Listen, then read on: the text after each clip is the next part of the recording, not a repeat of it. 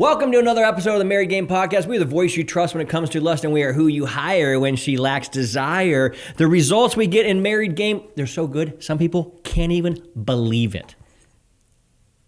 But we're opening up today with our new segment that we love called Love It or Leave It. What's up, Giggle Fence? That was amazing. Thank you so much. But I like when you do this. Just point to the crowd. And fix the glasses. Oh, here we go. So are you ready to dive in? I'm you look so... tan. You look tittylicious. And your hair is on point today. Oh, thank you. Yeah, you're very welcome. I thought I was going to be late, too. See? Spring break. Joey's on spring break. So. What happened this morning that blew your ever-loving mind? Tell everybody right now. Oh, my chickies. Yes, dude. You had quail babies. And they're a little early, which was the third one? Was that Cheeto? So Cheeto is pecking through, He's pecking right through now. Okay. Jovi's like, get me back from the chiropractor. Mm-hmm. Chip, now Cheeto's poking through, and Jovi has a video, and she's been sitting there literally all morning, and you can see them like peck through. Peck. So cute, because the first ones we didn't catch because it happened so fast. Yeah. And then now it's we're a fun watching little Cheeto. thing. I like. Do you know what's happening too? Oh, tell you me. can go to the little glass or plastic, whatever it is, and tap on it, and they're like by you, looking at you now. What? Yeah, I swear. Oh, you're their mom. Jovi's gonna be there. What if they're walking around the house with Jovi as their little mom? That's hilarious. Can they walk around? I don't think they should walk around with our animals. Oh, yeah, that's a good point. Yeah, the dogs and the cats. cats. The cats, yeah, never mind. That sounds like cat feed. Yeah. Jesse, we got a segment here called Love It or Leave It. It was so good that the fans have said, please give us more Love It or Leave It. Give me more. And so here we go. Give me some more. All right. Love it or leave it. Sharing location on phone, access for transparency. Is it building trust or crossing the line into too much control? Do you know I don't even know how to do that? I don't either. We've never asked or said anything about it. Never. I don't even know if mine's on, off. I know nothing about that. I don't either. So, but I think it'd be fine. What are your thoughts? I think it's fine. Is sharing your location on the phone, is it building trust or is it crossing the line into control? I think it's crossing the line, but this is how women feel is like, well, I need to know you're safe. Mm-hmm. But if they do it for other reasons, like to keep tabs on you and they're constantly checking it and obsessed with it, I mean, that's obviously crossing the line. Why do you think it's crossing the line? Well, isn't it like looking at someone's phone situation? Like, isn't it kind of, that's what I think. I think it's you can't be obsessive about it. It's like, who cares? Yeah. I would probably agree with you. I think I would actually want to know where you're at sometimes if you're out with your friends.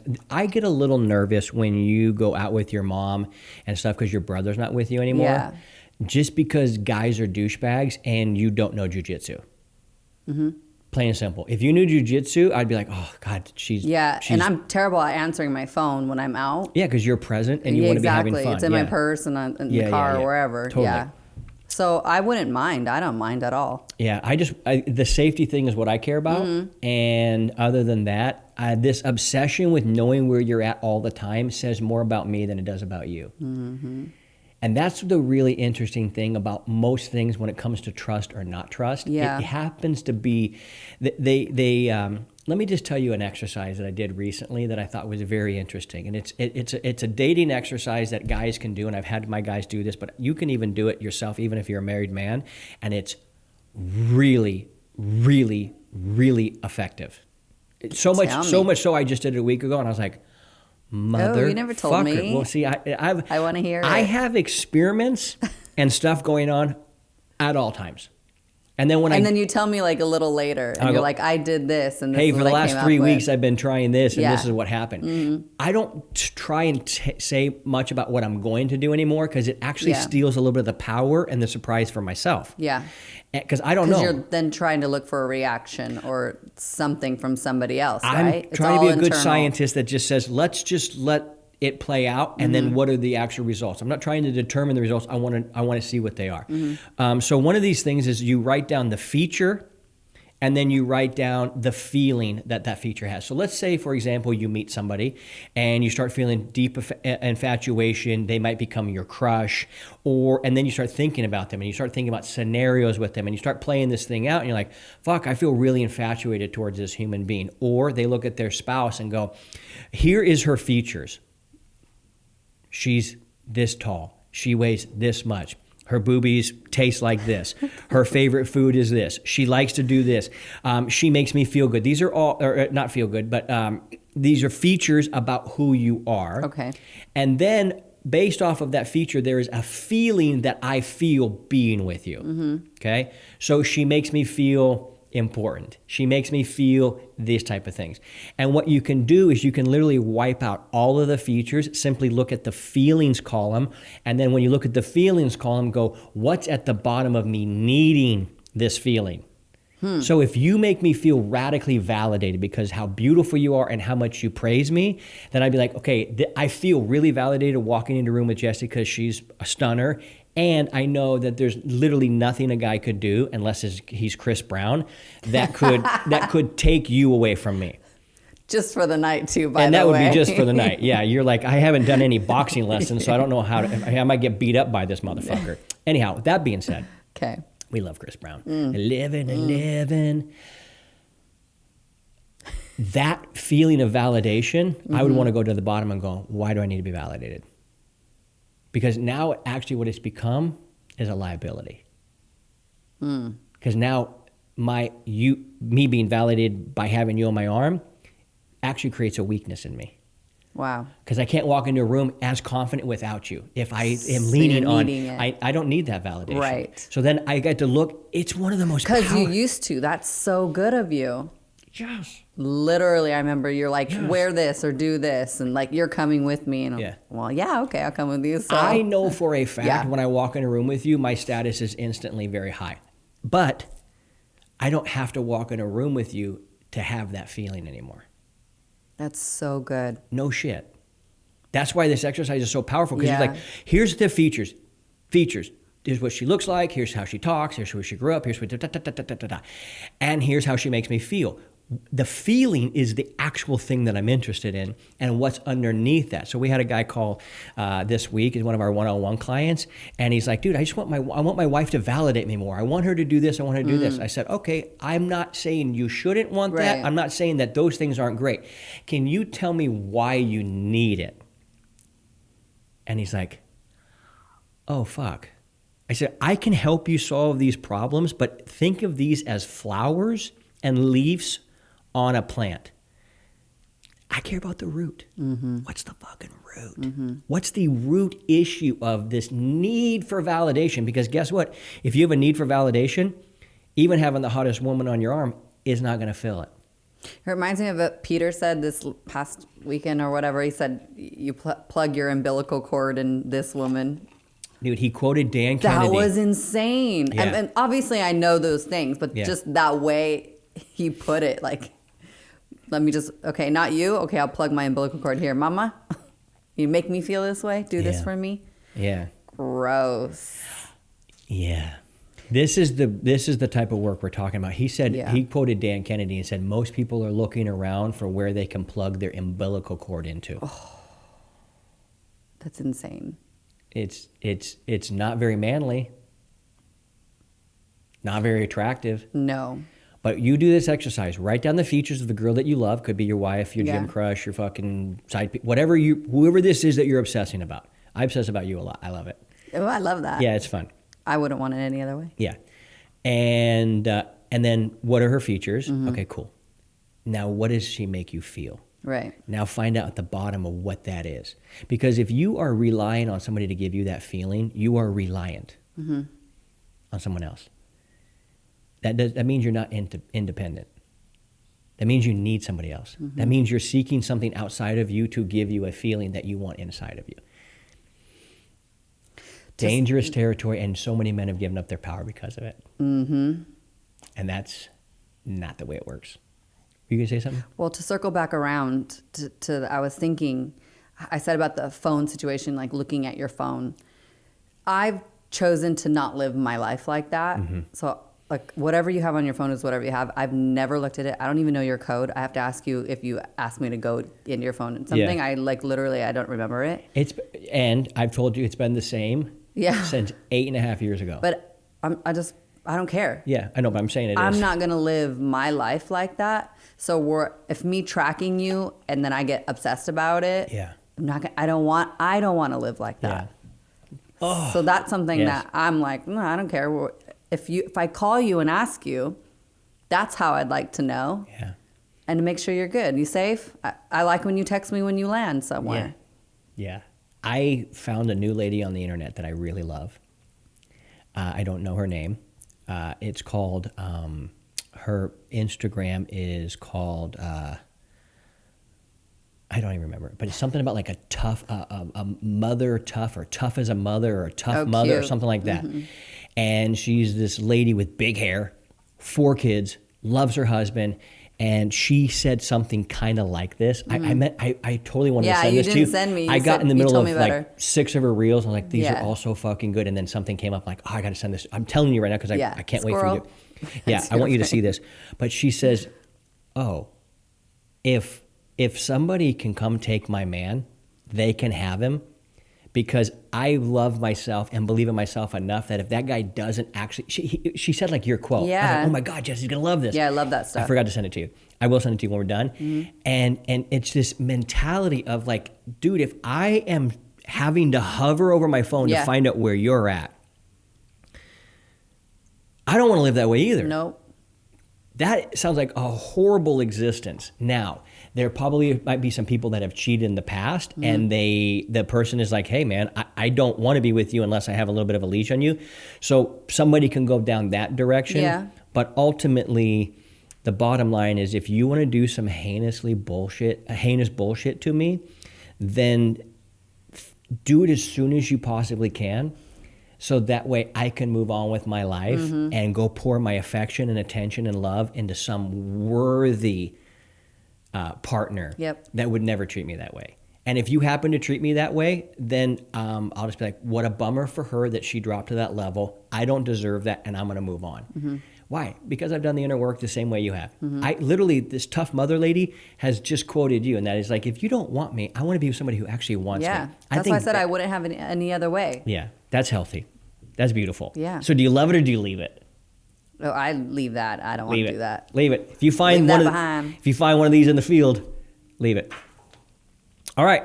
Love it or leave it. Where? Oh man, Jordan, you are so good, man. Love it or leave it. Wearing a wedding ring, timeless symbol of commitment, or just outdated jewelry? For a man, it's somewhat outdated. For a woman, we love jewelry. So it's just an excuse to get jewelry, my opinion. Okay. I like to wear this little band because I like it. Mm-hmm. But I don't have to. You don't have to. We get to choose whatever we want to do. Okay, so you leave it. I leave that. But buy me some jewelry. Mm-hmm. That's all. Yeah. Yeah. This one's really funny to me. And that's why I giggled as soon as I saw what it was on here. Because I was on Bradley's podcast. It's a pretty large podcast. They get a lot of downloads. And I remember that one of the clips was on Instagram, and we were talking about marriage, and I was talking with my hands, kind of like the pseudo-Italian that I am. And she goes, I can't even listen to him. He doesn't even have his wedding ring on. What? Yeah. So let me ask you a quick question. This is going to seem like an absurd analogy, but that's where my brain goes. You're on a plane. Guy stops breathing. What's the first question everybody asks on a plane?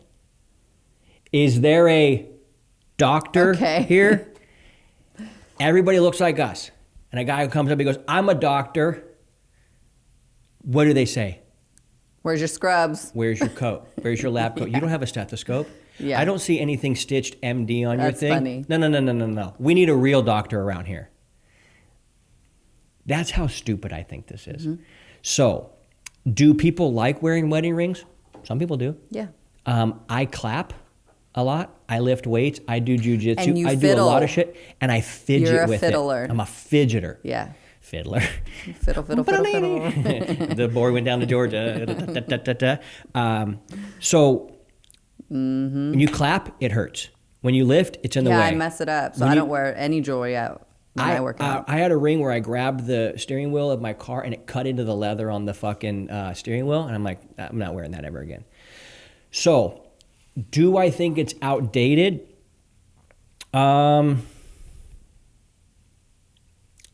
I don't know if it's outdated. I don't think it's necessary. My opinion is it's not necessary.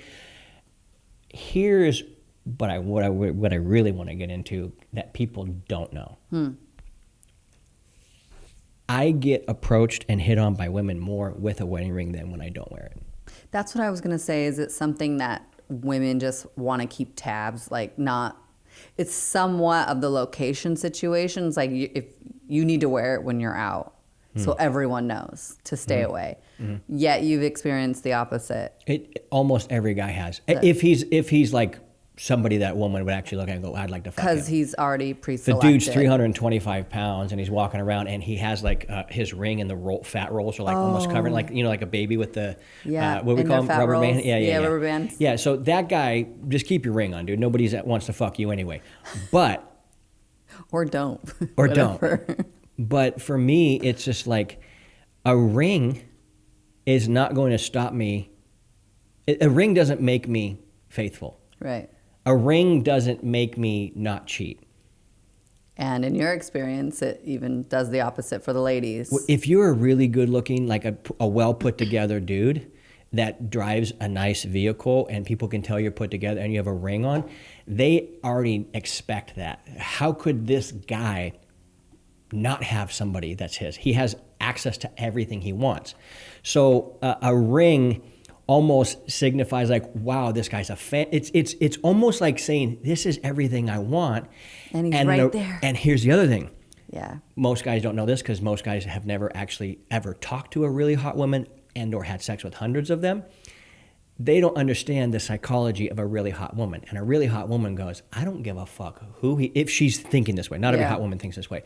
But a really hot woman goes, I don't care who he's married to. He hasn't met me. Some women think that. And most of them are right. Because most dudes fall prey. They're like, oh my God, this really pretty. She likes me. And they why is she single now? Well, that would be that. Look at you, good detective. Thank you. Almost like LaGuerta on the job, just getting your detective. We're all huge fans of Dexter around here. It's like the criteria to work here. So I'm saying a lot about this ring. Basically, it's this.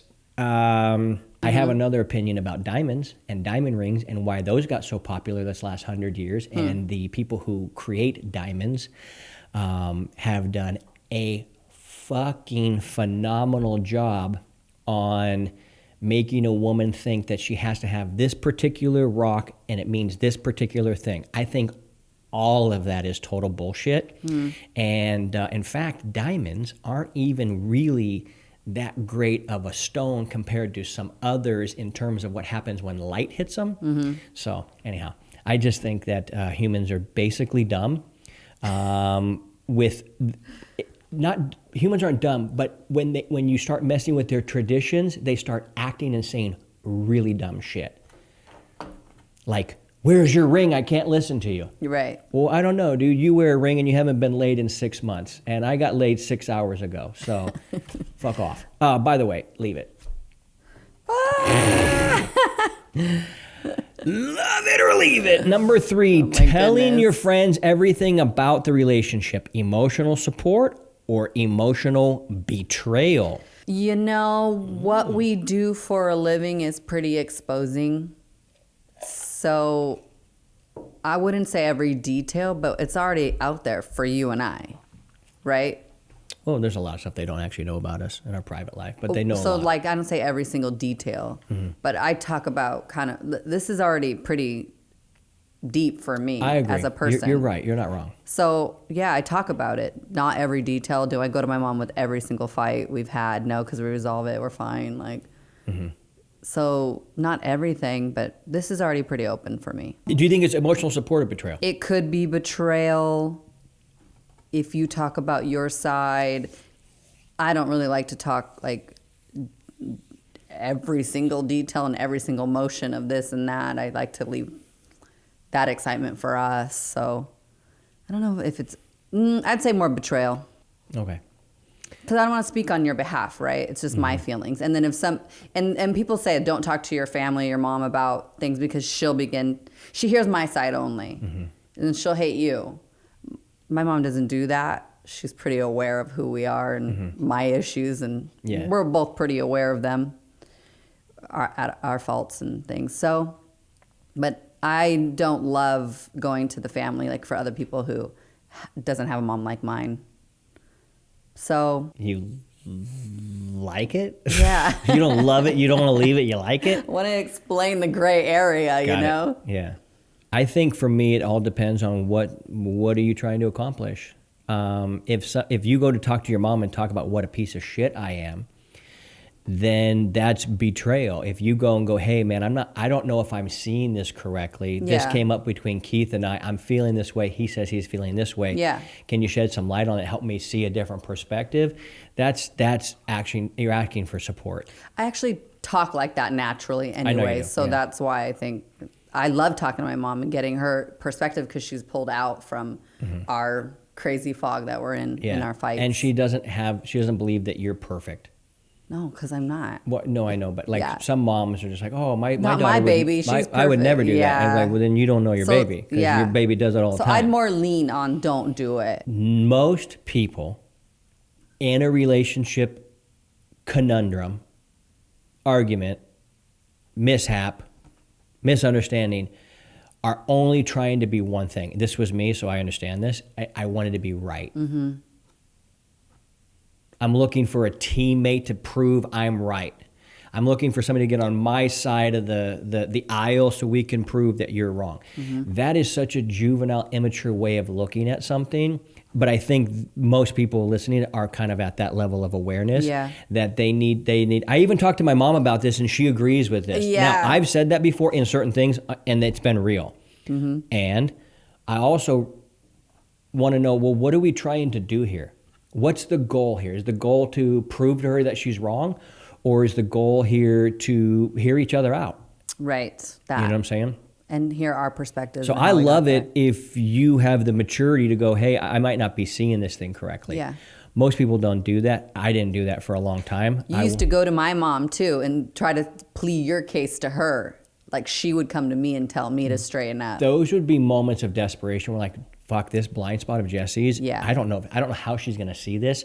So I would try and go, hey, Grammy, can you help? Because she'd be like, yeah, I see the same thing you are, but she doesn't see it. So that's, I think, a little different situation. Sometimes it worked out, and sometimes it felt like I was ganging up on you. Yeah, and it's like the one person I have to talk to, now you're pulling her in. You know what's interesting about arguments? You know what's interesting about arguments? You're right. You're right about that. Mm-hmm. You know what's interesting about arguments is most people aren't honest about why they're arguing. Like when most women, when they're arguing with their man, what are they really saying? I wish I had more of your attention. It took a long time for us to get there. And most men, or what are they saying? I wish I had more of your affection. And so they're trying to prove the other person so that the person will comply with what they want them to do so they can get what they want. Yep. Most people are solving the problem of how do I get what I want, as opposed to how do we create this thing as healthy as possible. Even if it doesn't give me exactly what I want, are we moving in that direction for the person I'm talking to as well? Yeah. You know what I'm saying? Mm-hmm. So I think that this is here's a real simple way of telling it. Here's the real simple way of the filter that you can use of whether this is betrayal or support. And it's watch how emotional you get in describing what you're trying to tell the other person. Because what that emotion says is there's something that you're wanting that you're not getting, and you have probably fallen to the trap of throwing fits to get what you want, which is what most people in the West do. They throw a fit until they get what they want. And then they cover it up with a bunch of other shit. And that's why most marriages end in divorce, and that's why very few of them are actually happy, because guy wants girl to do something, and if she doesn't want to do it or doesn't like doing it or says that's not what I'm going to do, he's like, well, I got to figure out how I'm going to get it anyway, so I'm going to make her feel bad until she gives it to me. And then she goes, I fucking resent you and hate you everything about what you've made me do. And he's like, well, how could you? Look at all I provide for. Look at all I this. That's another spirals down. Here's another telltale sign. When you are explaining what you're explaining to the person you're talking to about, when you're talking about your spouse, if you have to list all that you do, Look at all I did. Da, da, da, da, da. Anytime a guy goes, look at the house I provided, look at the thing I provided, look at the da, da, da, da, da, da, I go, doesn't get it. He still doesn't get it. Because what he's saying when that happens is this. I know you feel a certain way. Your feelings are not welcome here right now on this topic because I've made sure you're not going to feel that way, or you're not allowed to feel that way because I've done this, this, this, this, and this. So knock it off.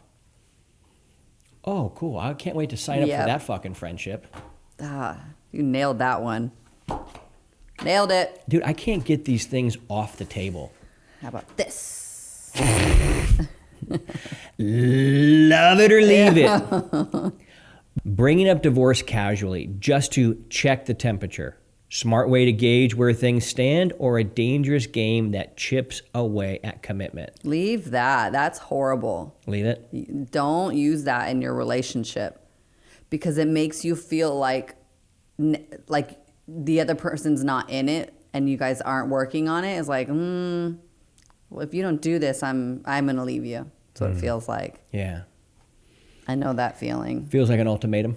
Yeah, instead of just talking about what you're lacking or what you're frustrated about, it's like, let me just throw this out there. Like, no, that breaks that like security situation, like, or you wanting to try to fix it. Cause you're like, no, well, you're like, if someone, you have thrown that at me and it's like, I automatically like, fuck it then. Fuck it. I don't even want to try. I'm out. That's what I do in my brain because that's what it feels like. He's already out. I'm out. He don't want to try. I don't want to try. It's a terrible way of doing things. I don't think you should do that in arguments or just throw it out there. Now, if you truly feel that way, you feel like something this is never fixing this situation, and you really honestly that you're not throwing like a threat, like it's for real, then say, if this doesn't fix, I'm forced to leave situation. This is so much deeper than casually bringing up divorce to check the temperature. If you have to use that to check the temperature, you're lacking a lot of tools.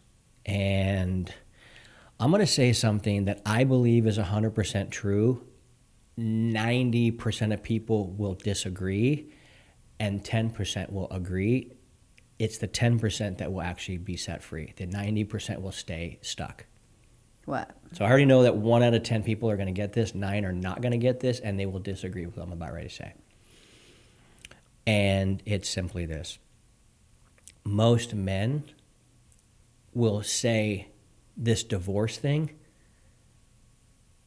way before they'll ever actually tell the truth of what they really want.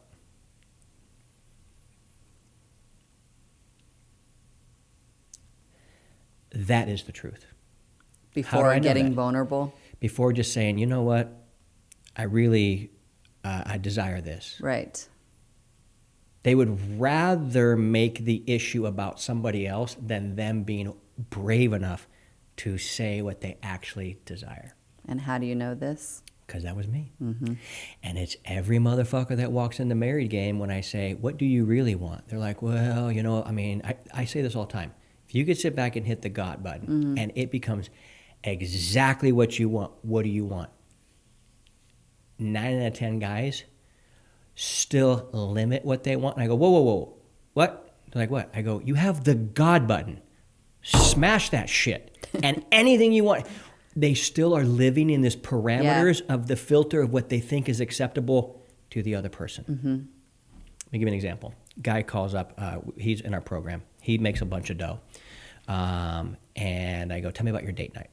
He goes, oh, we don't go on date night. I go, what the fuck are you talking about? You don't go on date night. He goes, oh, dude, my wife doesn't like spending money. I go, oh, well, tell her not to spend any of hers and you get to spend yours. And he goes, what are you talking about? I go, well, does she make the money? He goes, no, I make all the money. I go, time out. You go out there and work your ass off and create all this money and abundance in your life, but you can't take your wife on a date because she feels uncomfortable spending money? I said, so you've taken this abundant mindset and abundance. He's got abundance. And you are now filtering your life and what you believe through her mind that is built on scarcity. Yes. She said, don't buy me flowers. It's not practical. Okay? We're talking $19 a week for a set of flowers. What? 60 for a good one. Oh, Lord, forgive her. You're putting it through her scarcity filter, and then you're getting what's left over, which is no dates, no flowers. You have to check in with mommy. It just makes me think of what kind of leader he is. This is the whole reason he came in here. He's like, bro, I gave this power up 30 years ago. I go, well, that's why you haven't had sex in 30 years. I mean, you've had sex. Because she found him with balls, chopped him off, and wondered why she's not attracted to him anymore. Mm-hmm. That's what's going on? Yeah. Oh, yeah, what most people do? Yeah. Yeah. He goes, Keith, everything you're telling me sounds so easy. I go, it is. It's very, very simple. Yeah. But you're so emotionally wrapped up in being a people pleaser that you don't even know how to say what you want. You don't even know how to say, like, hey, guess what? I work my ass off 12 hours a day. I'm going to go out and have a good-ass fucking time. You're welcome to come with me. If not, then don't. Right. It's that simple. Mm-hmm. It's that simple. So guys have a very hard time actually asking for what they want, and they've let their woman be the filter by with what they actually believe. Just totally handing over their ball sack and their backbone and their penis and going, hey, will you hold on to this for me for the next 30 years? Mm-hmm. And she goes, this doesn't fit on me. I don't want to wear this thing. What the fuck are you talking about? So when I say casually check the temperature, this is the only thing a guy knows how to do who doesn't know how to actually communicate. He's just like, well, then I'm going to leave you. Okay, what are you going to go do? Are you going to go, oh, the secretary's hitting on you? Mm-hmm. So you have the minimum wage secretary hitting on you and you think you're a powerful fucking dude? Or are you stupid? Mm-hmm. That's how I think about this. So smart way to gauge where things stand or a dangerous game. No, dude, I already know where we stand. A man who understands his woman knows where they stand, knows exactly what's going on. And bringing it up to check the temperature is just weakness. Mm-hmm. So leave it. Love it or leave it. Taking a break to gain clarity. Is space the reset your marriage needs, or just a slow fade into the abyss? Taking a break to gain clarity. Well, we did that not intentionally, but we did gain clarity. You really did. That's half and half for me. Well, I think the context is you and I said, hey, we didn't say, let's take a break and gain clarity. You said, I'm fucking out of here. Yeah. So this is the couple that says, why don't we take a break and let's get some clarity, which is usually the woman saying, I need some distance. Yeah. I need to get some clarity. I need, this is how they usually say it. I need some space. Yeah. So I don't know that women are always looking for space to go bang some dude. I think they're actually literally going, I don't know how to breathe around this needy succubus, desperate, validation-seeking fucking weak man that I have. I also don't know if a break will actually do the trick to fix him, because you have to feel the sting and the loss to actually be like, maybe it is me. I need to look inward. Because if I stuck around, or I kept answering your phone calls after, or if I took you back in that day, you wouldn't have changed. You wouldn't have fully seen it. Nope. So maybe the break is get rid of that one. And if you feel like you really like are at the end, like I think he needs to feel that sting. So, I mean, it could work in some cases, but that's probably you just heading for Divorceville. Taking a break doesn't actually fix what you're trying to do, and what you're trying to do is you want to be connected. Mm-hmm. Breaking up with a human being and leaving them can be highly effective, because they go, fuck, this person's not going to just wait around for me to figure this out. Like they're serious. They're actually serious this time. They're really serious. Yeah.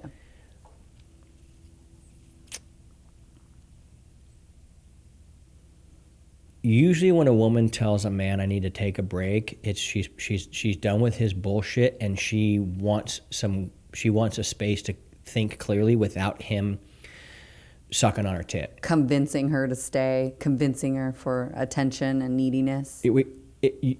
When a woman leaves a man, that man will usually go into the most pathetic pit of his entire life and act very pathetically. Can we find those videos of when you left me? Do you still have those? Did they know. We can go back by date. Yeah. I know when I sent those because I remember the date you left me. Yeah. And May 26th, 2017. What's today? Oh my gosh. No, is it today, May 26th? No, but it's May. No, not May. Almost next month. April, yeah. So in a month, it'll be exactly 8 years, specifically to the day you left me. And I became so pathetic. I didn't know any better. Luckily, I woke up and created this. Most guys don't. They go through that. They carry and harbor bitterness, resentment. Can't believe, why won't she give me another chance? Not realizing she's already given you 17 chances, and this is she already knows your character, and the fact that you're only doing it now that she left is actually a big turnoff. Mm-hmm. They're like, oh, now it took, and that was, you were mad at me for a while for that. Like, fuck, why did it take all that to finally to have you wake your ass up? Like, I literally moved out with our daughter, and you're going to the gym, like living life, thriving. Yeah, I was pissed. Yeah, not for me. You didn't do that for us. Yeah, I had to get over that little anger. And so when a girl asks for a break, the guy loses his ever loving mind and will try anything desperately to get her back. But it's for one reason. He hates the feeling of being abandoned. It reminds him of the rejection and the abandonment that he experienced growing up. And then you think, like, do you even miss me? No. Yeah. So at first it's not, they don't. Yeah. And that was the one thing you were really keen on. You're like, whoa, do you actually want me back? Yeah. Or you just mad that I was the one that said, I'm fucking out of here. Mm-hmm. And I had to really work through that. I'm like, do I want her back just because it makes me feel better? Or do I want her back because this is... Because you like me. Because I really enjoy her and this is my favorite human being. And that's what was scary coming back too. Like you don't know for sure. Yeah. 1,000% for sure. The other thing and you probably didn't even know 1,000% for sure. Well, a lot of guys ask me that when their wife says, they go, what if their wife goes, well, how do I know this is for real? And they're like, I promise it is. I go, stop saying that. Yeah. You don't have a fucking crystal ball. Yeah. In fact, all you have is history in the past of not being this guy. Yep. You change for a week or two. Right. And then you go back to pouty little bitch guy. You change for a month but it's not really you. You're not changing. You're just putting a costume on, and then the costume's off. A woman can tell if this man is wearing a costume, a mask, or not. Mm-hmm. So when a woman leaves, a guy mainly tries to put on his act. He'll cry a lot. Please, I'll beg. The craziest is when I deal with a husband and a wife that separate, and I get to talk to the wife. The story is almost always opposite of what the guy says, and the guy is almost always trying to seem cooler and better than he actually is. That was me. Mm-hmm. And so when I see it in these guys, I just go, wow, what if your wife believed all that? She probably would have stayed, huh? I said that to guys. Yeah. Wow. You seem really awesome. If all that was true, why did she leave? Yes. You don't understand. The other word that I know that you're a victim. I hate that Look word. at all I've done. Another clue that you're a victim. My situation is different. Another clue you're a victim. So taking a break is, I'm not saying it's right or wrong. It's all for the reason. If a woman just says, listen, dude, I really want to divorce you right now, but I think if I got clear for 30 days and didn't have to actually look at your stupid, ugly fucking face in front of me and you begging all the time for affection, maybe this will work, but my guy, I'm willing to try a separation before this becomes final, but I just got to let you know, if after the separation you show up anyway like this, it's 100% for a divorce. So I don't know the answer if I love it or leave it. It would depend on what the context is and what is actually trying. I just don't think separating is going to create the connection that you're trying to look for. And ultimately, it's all on the guy to figure out, why doesn't my wife want to communicate with me? Why does my wife feel that life would be better not around me? Like these are the facts. Your wife is saying, I don't want to be around you. Yep. Well, that's an interesting fact. Well, that's her fact. Still her fact. Yep. That's her perception. I don't know. I hung out with you for 2 hours. I see everything she's saying. Yeah. Like you can't hide any of it. Oh, yeah. And we too. There's even guys on our coaching call that they know if they say certain things, I'm like, tell me about that. And it's going to go down a rabbit hole. So I watch them trying to. They're like, well, I didn't mean that, yeah. but it slips out. Yeah. No, speak straight. Yeah. And if the fucking words are crooked, we'll straighten them out. Exactly. But just say what is actually happening, because you're not kidding anybody. Mm-hmm. So I leave it. But I can see that there are some specific situations where it's necessary. Yeah. That a guy just needs to. The thing about this, though, when people take a break, this is what guys usually do that I highly discourage. And they go, dude, I'll move out. Where are you going? Mm-hmm. What are you talking about? You're going to, like, there's this almost cultural thing right now where if there's a problem in the marriage, the guy has to move out. You're going to get fired up about that topic. Really? We've talked about it. Oh, all right. I think it's case by case. Okay. You know, like if she genuinely has the kid, you don't want to move the kid around. Okay. That's important. I think that's how it got there. Because the woman usually takes care of the kids. So you don't want to move the kids around. Got it. So what's easier is the husband leaves. That's the easier thing. Like technically you're not as home as much as I am at all. Mm-hmm. Like, you're gone a lot. So would that be easier for you to leave in our case? Yeah, it would. Yeah. But I'm not going to be like, get the fuck out of my house, because it's our house. But that's usually it's the situation. That mentality like, behind you need to leave. It's not, yeah. I mean, I need to leave. Yeah. So almost every time when a guy's like, hey, I'm looking for another place, I go, tell me why. Yeah. Where are you going? Yep. Or should they get another place and they switch off? Some people do that. That's fair-ish, you know? But there's a simpler way, and that is, dude, find out why she's leaving, be really fucking honest about it, and go, dude, I own that. That is the hardest thing for a guy to do, to realize that he is the chief baker of all the fucking shit pies he's made in his life. It's like, you made it. Right. You made it. You made it. And I watched some guys really struggle with this one. Let's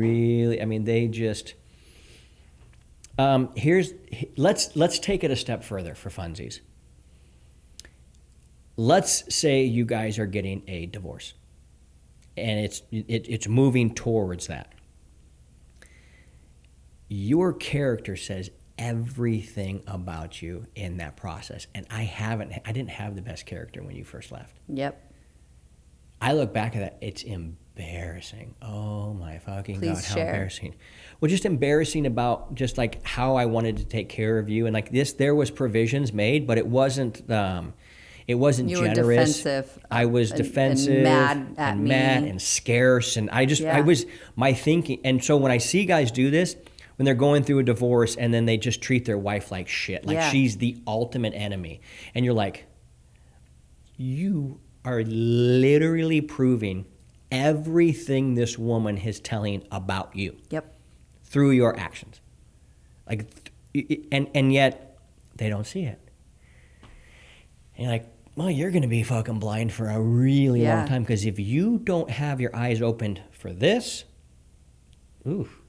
They can use that break as a gift. Yeah. Like, she's feeling this way. She's had to come all the way to this point and tell me that she doesn't even want me around anymore. You can be like, what am I really doing? Yeah. What is the situation really happening? Why do you think it's so hard for a guy to just accept the fact that if your wife left, that she did it on purpose? Why is that so hard for? I know seemingly smart dudes that this 2 + 2 = 4 math is like, they just melt down. They're like, my pencil, I don't have a pencil that can do the long. It's like what you said, they'd rather like go to the point of not saying anything about how they feel ever. But how does it help? Like a separation? How's a separation how does this guy, and we see it happen all the time, when a guy can't own his own shit, and the wife leaves, and then he just proves everything she's saying by how he acts, and still can't see it. What is that? It doesn't help his life. this guy, and there's multiple of these guys all the time, all over. I'm not talking about anyone specifically. I see 10 of these guys come into our place every fucking week, right? And I go, how are you going to get better by denying everything she's saying? I hate that. And yet there's people around you that are going, she's right. And you still don't see it. How dumb are we? I was that guy. I know. That's why I'm giggling. I wonder if people think like, God, he's such a dick to guys. But I'm just because talking. you were that though. I'm talking to the old me. You could yell at your old self. I would bitch slap the old me so hard.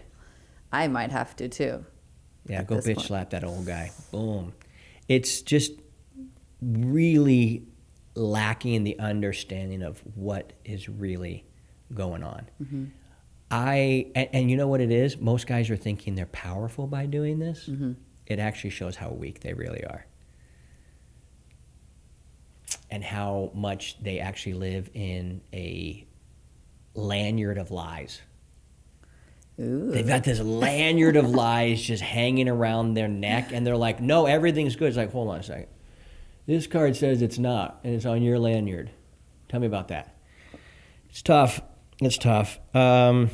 Shit. These are good segments. These are good things. Love it or leave it. I like the controversy of all of it. I'd say one thing that is plaguing man right now, and that man doesn't feel like he actually has power over his sex life. He doesn't have it.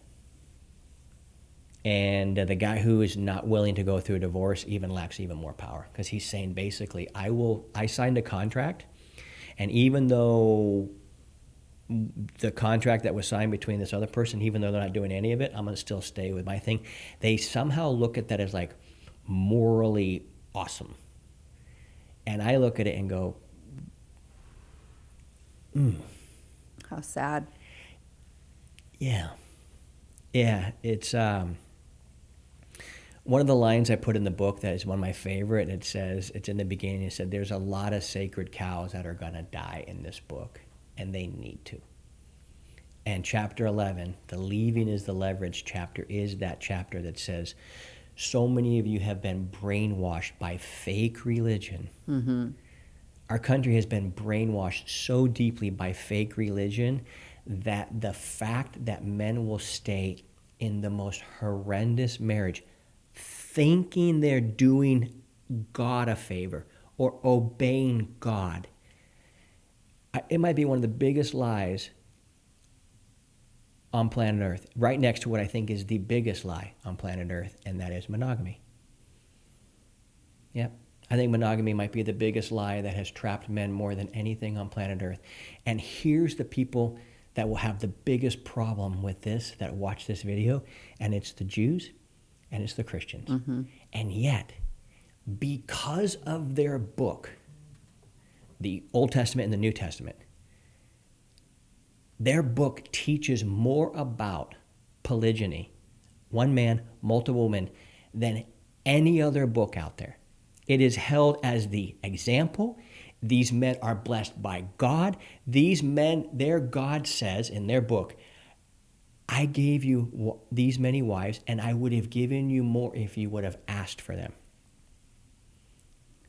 But they're like, nope, don't listen to that. The Bible teaches one way to do marriage.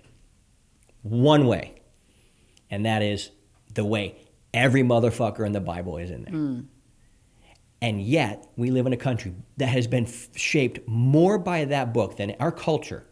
What is modest, what is not, what you can say, what you can't, has been more shaped by the Bible than any other book. And yet, the way it prescribes marriage in the Bible is the exact opposite of what the fake religion of today does. And those people are the most fucking miserable, with the worst marriages in this. And so why do I think monogamy is a lie? Well, because it simply does this. Oh, my wife says she doesn't want to have sex with me anymore. It looks like I'm going to be sexless for the rest of my life because I don't want to get a divorce, because that would make God mad.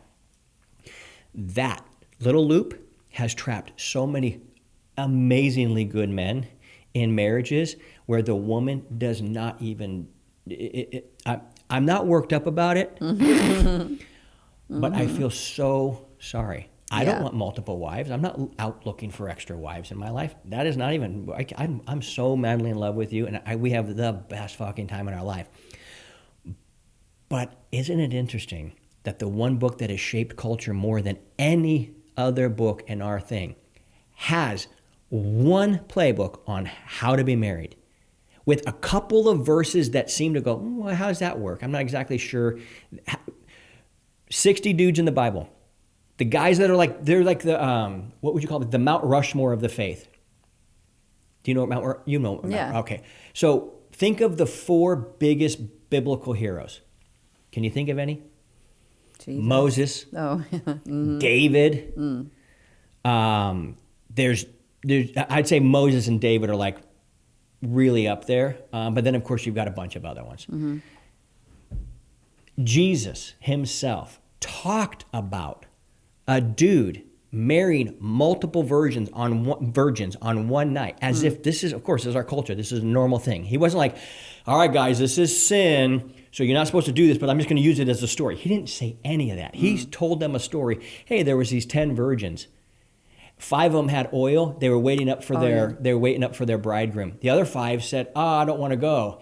I'm not going to do it. And then when the bridegroom came, they're like, oh my gosh, give us a little oil. They go, if we give you some of our oil, we're not going to have oil. We're not doing that. No. So the 5 went into the bedroom chamber with the dude while the other 5 were locked out.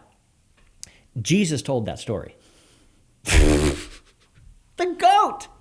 So what's the big lie? The big lie is that these people think the fake version of their religion teaches something that the actual real version of their religion does not teach.